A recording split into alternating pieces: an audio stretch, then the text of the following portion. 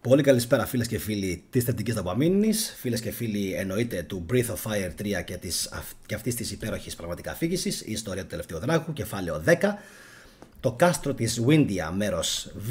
Σήμερα το πρωί έκανα το μέρος Α, διότι είναι αρκετά μεγαλούτσικο, θα έφτανε σύνολο γύρω στα 20-25 λεπτά, οπότε ουσιαστικά αποφάσισα να το σπάσω σε δύο επεισόδια, ένα το πρωί, ένα το βράδυ, φυσικά και να έχω και εγώ χρόνο για να προλάβω να κάνω την μετάφραση. Μια υπενθύμηση σε όσοι από εσάς με βλέπετε πρώτη φορά, να κάνετε εγγραφή στο κανάλι, like φυσικά στο βίντεο και εννοείται το καμπανάκι σας αν θέλετε να λαμβάνετε ειδοποίηση για τα βίντεο που ανεβαίνουν, αν και είμαι σίγουρος ότι στην Ελλάδα ο κόσμος, επειδή έχει να κάνει κάτι καλύτερο από το να παρακολουθεί τέτοιες εκπομπές, είμαι πάρα πολύ σίγουρος, λίγοι θα το κάνουν, είναι γύρω στους 300 με 500 από το κανάλι αυτό, που έχουν την εξυπνάδα, αν θέλετε, και την ωριμότητα να καταλάβουν ότι πίσω από αυτό το σε εισαγωγικά παιχνίδι κρύβεται μια άλλη αιώνια αλήθεια, την οποία φυσικά, όπως φαντάζομαι ότι όπως έχετε αντιληφθεί και καταλάβει, πλέον πολύ λίγοι άνθρωποι μπορούν να δουν πέρα από τα όρια του καθημερινού φαινομενικού τους κόσμου και πραγματικά αυτούς τους ανθρώπους τους λυπάμαι. Εμείς από την άλλη, πιο τυχεροί, θα μεταφερθούμε πάλι στο κάστρο της Windia, όπως φυσικά βλέπετε και στις οθόνες σας. Υπήρχε η μάχη ανάμεσα στον Μπάλιο και τον Σάντερ και τον Ρίου και πάμε αμέσως να κάνουμε την όμορφη μας μεταφορά, να δούμε πώς συνεχίζεται αυτή η αφήγηση και τελικά αν θα μπορέσει ο Ρίου στα επόμενα επεισόδια να βρει ή όχι τους φίλους του, ποια θα είναι η κατάληξη, και όπως σας προετοιμάζω εδώ και 1-2 μέρες, κάποια στιγμή θα εμφανιστούν νέοι χαρακτήρες στην ιστορία του τελευταίου δράκου. Μεταξύ αυτών ήδη έχουμε πάρει μια γεύση από την πριγκίπισσα την Νίνα και φυσικά στη συνέχεια, όπως σας έχω προειδεάσει, θα εμφανιστεί και η Μόμο με τον πύργο της. Και φυσικά στη συνέχεια θα προχωρήσει πάρα πολύ η αφήγηση. Όσοι από εσάς έχετε χάσει τις προηγούμενες εκπομπές, πραγματικά έχετε χάσει.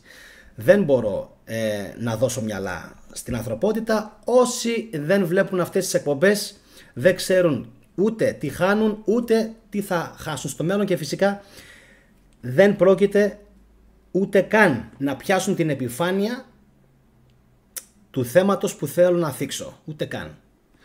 Και με αυτούς τους ανθρώπους πραγματικά δεν θέλω να ασχοληθώ. Τους προτείνω ελεύθερα να κάνουν απεγγραφή από το κανάλι, να με παρακολουθούν, να μην με βλέπουν ποτέ, καθώς όποιος δεν μπορεί να πιάσει την εσωτερική σημασία των μυστηρίων του κόσμου δεν αξίζει να λέγεται θετικός. Τόσο απλά. Πάμε όμως τώρα να μεταφερθούμε πάλι στο κάστρο της Windia, όπου η Νίνα λέει στον Ρίου στη συνέχεια του πρώτου μέρους: «Τους χτύπησες ρε Ρίου και άντεξες και τόσα πολλαπλά χτυπήματα για μένα. Αλήθεια, wow, νόμιζα πως θα με παγάγουν αυτοί οι δύο. Σε ευχαριστώ πάρα πολύ που με βοήθησες. Πώς είπαμε σε λένε?» «Μόλις τώρα μου το είπες, με λένε Ρίου. Δεν με θυμάσαι, από το κελί. Ρίου, ναι, ευχαριστώ Ρίου. Έλα, πάμε να φύγουμε από εδώ. Θα πρέπει με κάποιον τρόπο να φύγουμε από τον Μπουντρούμι και να φτάσουμε στην πόλη. Έτσι, είτε από τύχη, είτε από θεία πρόνοια, η Νίνα μπήκε στην τρελοκλεφτοπαρέα του Ρίου, ο οποίος έψαχνε τους δύο φίλους του, τον Ρέι και τον Τέπο, που τους είχε χάσει μετά την επίθεση των δύο αλογαδερφών στο σπίτι τους στο κέδρινο δάσος. Κάπως έτσι τελειώνει η δεύτερη σκηνή από το κάστρο της Windia και μπαίνουμε στην τρίτη σκηνή. Ο Ρίου και η Νίνα, περνώντας κάτω από τις φοβερές και υπόγειες κατακόμβες της Windia, έπρεπε να λύσουν μερικούς απλούς γρίφους προκειμένου να βγούνε από το Μπουντρούμι και να φτάσουν στο βασιλικό νεκροταφείο. «Λοιπόν, τα καταφέραμε», είπε η Νίνα. «Τώρα το μόνο που έχουμε να κάνουμε είναι να απομακρυνθούμε από αυτούς τους δύο αλογοαλταράδες. Ψάχνω για κάποια άτομα», της είπε ο Ρίου. «Ψάχνω τους φίλους μου». «Ψάχνεις για κάποιον?» «Εδώ, στη Windia», του είπε η Νίνα. Ναι, τον Ρέι και τον Τέπο. Ρέι και Τέπο, είπε η Νίνα. Λυπάμαι, δεν έχω ακούσει ποτέ για αυτούς, Ρέι και Τέπο, αλλά θα σε βοηθήσω να τους ψάξεις και να τους βρεις. Σίγουρα θα το έκανες αυτό για έναν άγνωστο, είπε ο Ρίου. Ναι καλέ, δεν με πειράζει, δεν έχω πρόβλημα. Ως μέλος της βασιλικής οικογένειας είναι δουλειά μου να βοηθάω τους ανθρώπους που αντιμετωπίζουν προβλήματα. Πάμε Ρίου. Σκηνή τέταρτη. Η Νίνα και ο Ρίου θα συναντήσουν στη Βίντια μικρά παιδάκια που παίζουν κρυφτό, αφού φυσικά πρώτα κατάφεραν να βγουν από το μπουντρούμι. Ψάχνετε για κάποιον? Ξέρω τι είναι αυτό, της είπε ένα μικρό παιδί. Κρυφτό παίζετε? Παίζετε έτσι, σωστά. Ωραία. Είναι σειρά σας, της είπε ένα άλλο μικρό παιδί. Πρέπει να προσπαθήσετε να βρείτε εμένα και τους φίλους μου εδώ στην πλατεία της Βίντια, της είπε το παιδάκι το μικρό. Έτοιμοι? Απορριμμένη η Νίνα και ο Ρίου. Ρίου, πάμε να παίξουμε μαζί τους και να τους ψάξουμε. Ψάχνεις για τον Τέπο, σωστά Ρίου? Και είναι και αυτός παιδί, όπως εσύ, σωστά? Ίσως λοιπόν αυτά τα παιδιά να ξέρουν κάτι για αυτόν. Η Νίνα και ο Ρίου τελικά έπαιξαν κρυφτό και βρήκαν και τα 4 παιδάκια που είχαν κρυφτεί σε διάφορες γωνίες στο παλάτι της Βίντια, στο προαύλιο χώρο. Και λέει το παιδί, μας βρήκες όλους, wow, είσαι πολύ καλή σε αυτό το παιχνίδι. Ευχαριστώ, είπε η Νίνα. Τώρα, ίσως μπορείς να μας βοηθήσεις. Ψάχνουμε για μερικούς φίλους μας. Τους έχεις δει? Τους λένε Ρέι και Τέπο. Λοιπόν, πριν από λίγο καιρό, της είπε το παιδί, ένας ληστής εισέβαλε στο σπίτι εκεί πιο κάτω. Και αυτός ο ληστής ήταν ένα παιδί στο μέγεθος του φίλου σου, του Ρίου. Και τι απέγινε αυτό το παιδί? Ρώτησε η Νίνα. Τι έγινε? Της είπε το παιδί. Τον ξυλοκόπησε ο ιδιοκτήτης του σπιτιού και την κοπάνισε. Νομίζω ότι ίσως πήρε τον δρόμο προς τα κάτω. Τι νομίζεις Ρίου, τι πιστεύεις? Θα μπορούσε να είναι ο Τέπο αυτό το παιδί? Ναι, απάντησε ο Ρίου. Συνηθίζει να μπαίνει σε ξένα σπίτια και να κάνει μικροκλοπές και για να προκειμένου να την βγάλει, οπότε θα μπορούσε κάλλιστα να ήταν αυτός, το πιστεύω, ναι. Και έτσι είπε και η Νίνα, ευχαριστώ παιδιά, θα δοκιμάσουμε να ψάξουμε εκεί που μας είπατε. Έλα Ρίου, πάμε, φύγαμε. Και κάπως έτσι τελειώνει το β' μέρος από το παλάτι της Βίντια, από το κάστρο της Βίντια, όπου αρχικά ο Ρίου και η Νίνα γνωρίστηκαν. Αντιμετώπισε ο Ρίου για χάρη της πριγκίπισσας, την οποία πήγαν να απαγάγουνε τα 2 τα αδέρφια, ο Μπάλιο και ο Σάντερ. Τους αντιμετώπισε. Οι δύο αυτοί τράπηκαν σε φυγή. Στη συνέχεια η Νίνα μπήκε ουσιαστικά στην παρέα στην ομάδα αν θέλετε του Ρίου. Του υποσχέθηκε ότι μαζί θα ψάξουν να βρουν τους φίλους του, τον Ρέι και τον Τέπο, οι οποίοι αγνοούνται από την ημέρα της επίθεσης των 2 αλογαδερφών. Και αφού κατάφεραν τελικά και πέρασαν από τα μπουντρούμια και τα νεκροταφεία που βρίσκονται κάτω ακριβώς από το παλάτι της Βίντια, κατάφεραν και βγήκαν έξω λοιπόν στο προαύλιο μέρος του παλατιού. Εκεί έπαιξαν κρυφτό με 4 παιδάκια, τα βρήκαν όλα, τα οποία παιδάκια τους είπαν ότι υπάρχει πολύ μεγάλο ενδεχόμενο τον Τέπο να τον είχαν πετύχει να κάνει μια μικροκλοπή σε ένα σπίτι.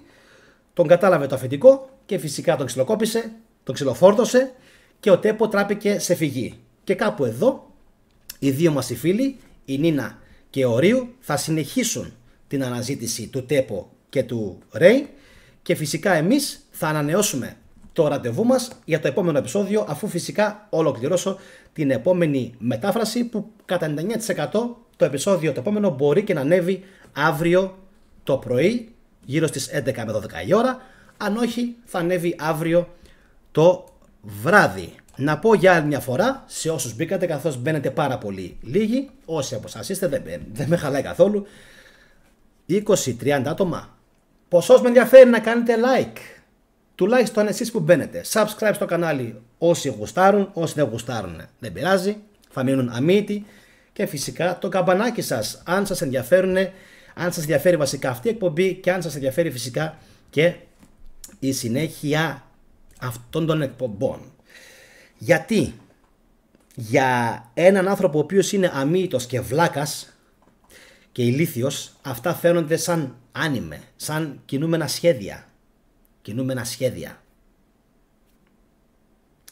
Για έναν άνθρωπο όμως ο οποίος έχει προχωρήσει εις βάθος, ξέρει ότι η Ιαπωνία είναι η αγαπημένη χώρα κάποιων ανθρώπων που αναγκάστηκαν να διαφύγουν, κάποιων πνευματικών ανθρώπων που αναγκάστηκαν να φύγουν από την Δύση και να μείνουν στην Ανατολή για να μεταφέρουν τα πανανθρώπινα μηνύματά τους. Δεν χρειάζεται να πούμε περισσότερα. Δεν χρειάζεται.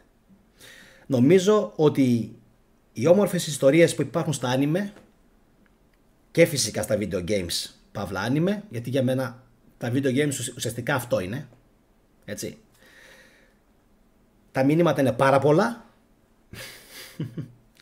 και τα μηνύματα που θα ακολουθήσουν στα επόμενα επεισόδια, όπου θα μεταφερθούμε σε ακόμα πιο φευγάτους κόσμους, ακριβώς αυτό που λέει εμείς άνιμε, τα λένε Mickey Mouse, λέει, με τα μεγάλα μάτια προκειμένου να τα κοροϊδέψουν. Ναι. Αυτοί οι άνθρωποι είναι αξιολύπητοι. Και όπως είπα και πριν, εγώ αυτό το επεισόδιο, αυτό το animation, το anime, συγγνώμη, θα το φτάσω μέχρι το τέλος και ακόμα και αν έχουν μείνει από τους 40 τόσους χιλιάδες, 3.000 και 2.000. Η αλήθεια είναι πάνω απ' όλα. Πάνω απ' όλα πρέπει να είναι η αλήθεια και η ηθική. Όλα τα υπόλοιπα δεν μετράνε. Θα συνεχίσουμε όμως την αφήγησή μας στα επόμενα επεισόδια, τα οποία θα είναι το ένα καλύτερο από το άλλο. Στο επόμενο επεισόδιο, αν μπορώ καλά να θυμηθώ, θα μεταφερθούμε σιγά σιγά και προς τον πύργο της Μόμο και φυσικά σε ένα άλλο βουνό, το οποίο θα το μεταφέρουμε στη συνέχεια, όπου ο Ρίου πάλι θα κάνει κάποια θαυμάσια κατορθώματα. Πιο πολλά σε εκείνες τις εκπομπές. Κάντε λοιπόν υπομονή, χτυπήστε το καμπανάκι σας και τα λέμε σε εκείνη την εκπομπή. Από μένα ένα όμορφο βράδυ σε όλους και σε όλες και φυσικά θα χαιρόμουν πάρα πολύ αν αυτές τις εκπομπές τις βλέπανε μικρά παιδιά. Πραγματικά το λέω. 1000 φορές να βλέπουν αυτές τις εκπομπές μικρά παιδάκια μέχρι 16 ετών παρά οι μεγαλύτεροι. Ξέρω τι λέω. Να είστε όλοι καλά. Καλό βράδυ από τον Θετικό. Γεια σας.